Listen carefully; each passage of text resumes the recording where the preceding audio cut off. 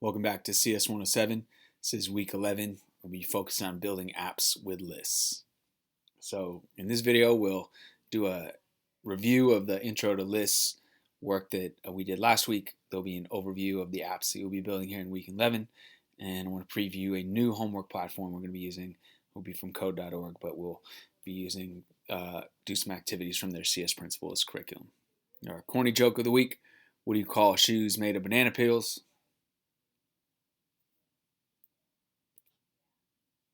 Slippers. Alrighty. Office hours as usual. Rothman 5 to 7 on Thursdays. Ayla and Natalia have their office hours on Monday and Wednesdays from 4 to 5. Really appreciate the use of Piazza. It's a good way to communicate with me. And if you have a question that often a lot of other people have, it's valuable to have it public up there on Piazza. This class, it will not always be a smooth ride where we're using a new curriculum platform, we're figuring it out, and your participation is much appreciated. We're building this class, we're doing this online. We've never tried to do it online in this format before, so thank you guys for your patience and your participation and your feedback to make this course an excellent learning experience for everybody. So last week in the homework, there was a video and some kind of quiz type questions to review the idea of lists. We'll go over some of the main concepts now. We started out with the slideshow app from many weeks ago that showed the Golden State Warriors players, and the solution that we had come to used an if else block to check which image was showing at the time. And the problem with this is if I changed any of those images, I would have to rewrite a ton of the code. And where we want to be with computer science and at sort of a higher level is you want code that if you need to make a change, you don't have to change the whole code. You would just change sort of one piece of it. And a way we can do that is with lists. So lists allow us to store and sort of manage data. And if I needed to change, say, one of the images in the list, it would have very little effect on the code overall. So to create a list, the first thing you need to do is you define actually a variable, which is a list is a data type, and sort of this process allows us to, by using a variable, which is another data type, we're able to create these lists. You'll find the specific list block. It'll come with the numbers in it. You have to take the numbers out. And once you remove the numbers, you can add values. It can be lists can store numbers and images and strings. In this case, we're referencing a specific image with a string, the name of the image. To get to a specific element in your lists, there's the lists are indexed. So by that I mean each one of the cells and memory cells in the list has a position number, and we also refer to that as an index. So the first position in a list is 1, 2, 3, 4, and so on. And we can refer to a specific item in a list by its index.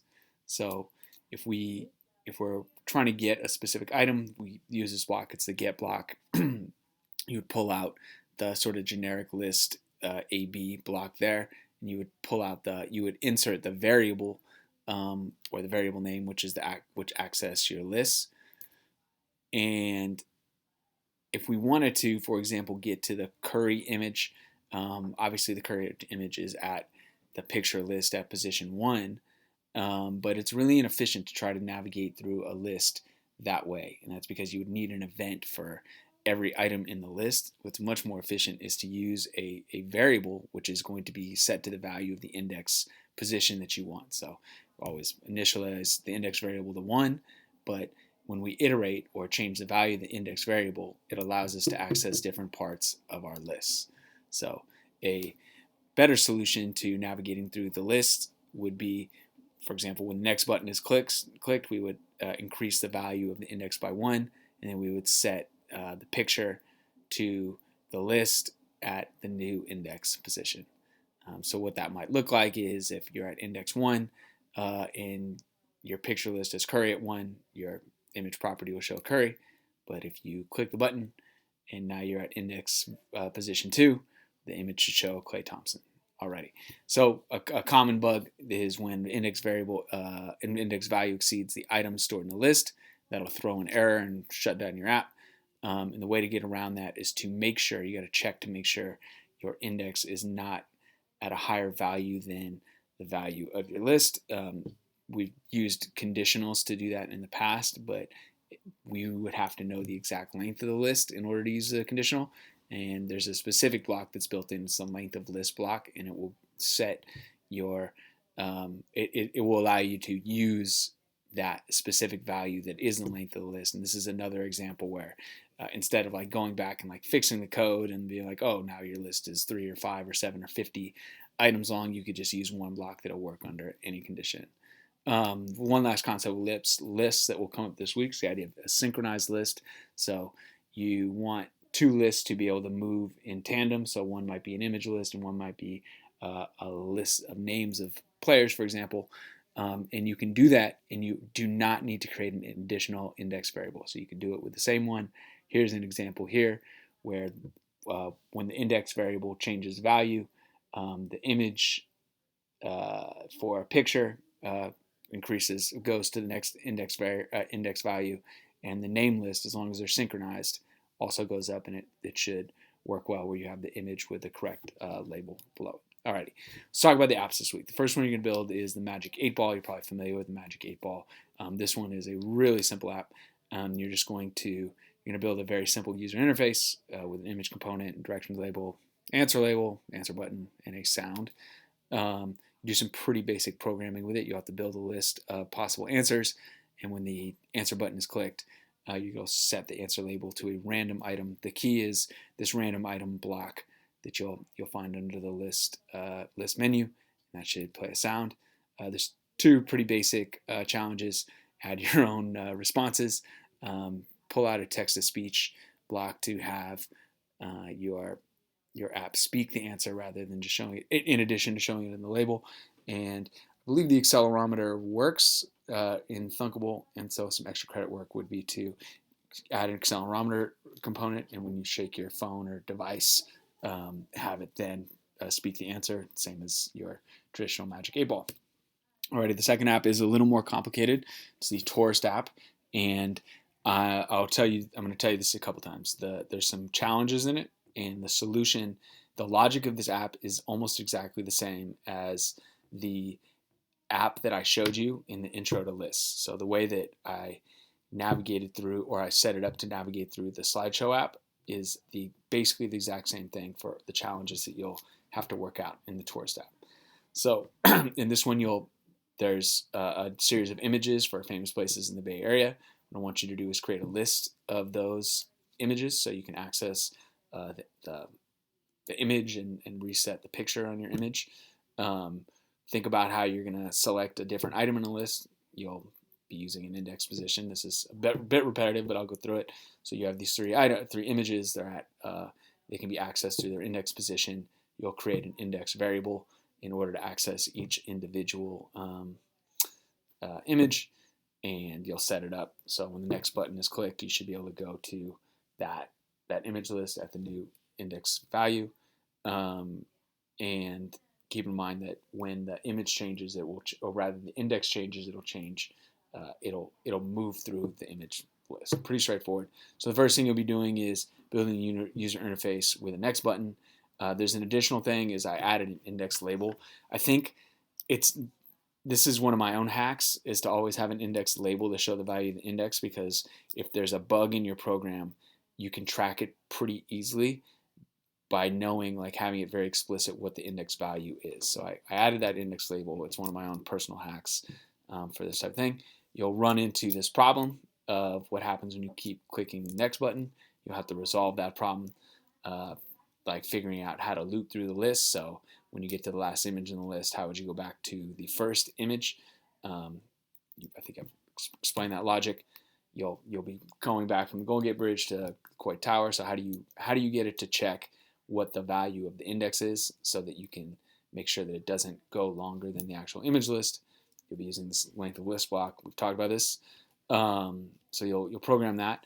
There's a couple challenges. One is you'll program a previous button. So you already have the next button looped. You have to think about how you do a previous button, and how should that loop. Adding labels. So the same thing as with the Warriors players, that there were the images of the Warriors players, and there was another list of their names. And so you'll have to add a label and make sure that they're moving in tandem, the name of the tourist areas. And last thing, I just want you to put in a reset procedure. So if you click the reset button, that the image and labels would go back to the first items. There's a couple extra credit challenges in here. You don't have to do them, but they're meant to differentiate the course. If you wanted to do something a little more challenging, it's up to you. So one is you might add a timer that allows you to move through the slideshow every 5 seconds. So you'll need a couple of events, a start button that you need to add. You'll need to add a timer component, and you'll need to work that out, how you want to move through. How would you use a start button and a timer to automatically move through a slideshow, and then add a stop button. So if you were tired of the slideshow, how would you stop it? The last one is disabling buttons. So you can set like a button to whether they're working or not. There's a way to set them within Thunkable. I'll let you play around with that. But the idea being, if you are at the first position, you shouldn't be able to go backwards.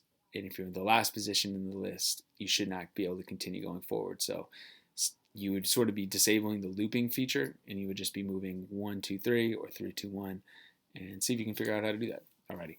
So the last thing I want to talk about is the homework. We've been using a code.org platform. It's called code.org Express. It's I think generally valuable for introducing concepts. And now what we're going to be doing for the last third of the class is we're going to practice applying the concepts in a somewhat more rigorous way, and that's a lot closer to what you'd be doing in 110 or in like a more traditional computer science class. So we're actually in code.org CSP at CS Principles. We're not going to do lessons 1 through 3. I'm going to skip right to lesson 4. We use this for a particular reason. I would simply say it's low floor, meaning that it's easy to access. It's high ceiling. You can go to a complex place with it pretty quickly. I really like the code.org. It has a lot of scaffolds built in, so there should be examples and good explanations and hints perhaps that these are reasons why we would use this curriculum. It's a little tricky to navigate to Unit 3, Lesson 4, so I put a video in Canvas for you to watch if you need any help getting there. It's a little different. And you can also get back to Express if for whatever reason you want to reference those old activities. I'll make a note of that when I post this to Canvas. You'll see very specifically in this lesson, there's a professionally made video of how to do this lesson. So probably worth your time. Well, I think it's very much worth your time to watch this video. I think it's well done and sort of gives you a pretty good input on how to do it. This is focusing on a concept called turtle programming. When people started to think about how to teach computer science back in the late 60s and early 70s, a lot of basic concepts were taught with the most basic part of a visual language using a turtle as the object that you're moving around. And that was part of a language called Logo, created by a man named Seymour Papert, who was at MIT, and his graduate student was this guy named Hal Abelson, who created App Inventor, and who had a number of graduate students who now live in San Francisco. I don't know their names specifically, but those are the guys that created Thunkable. So there's a very clear intellectual through line from the beginning of how people taught programming 50 years ago to where we're at now. Just kind of maybe interesting to you or not. And so we're only going to do 3 puzzles. Well, there's only 3 puzzles really to do in lesson 4, 3, 4, and 5.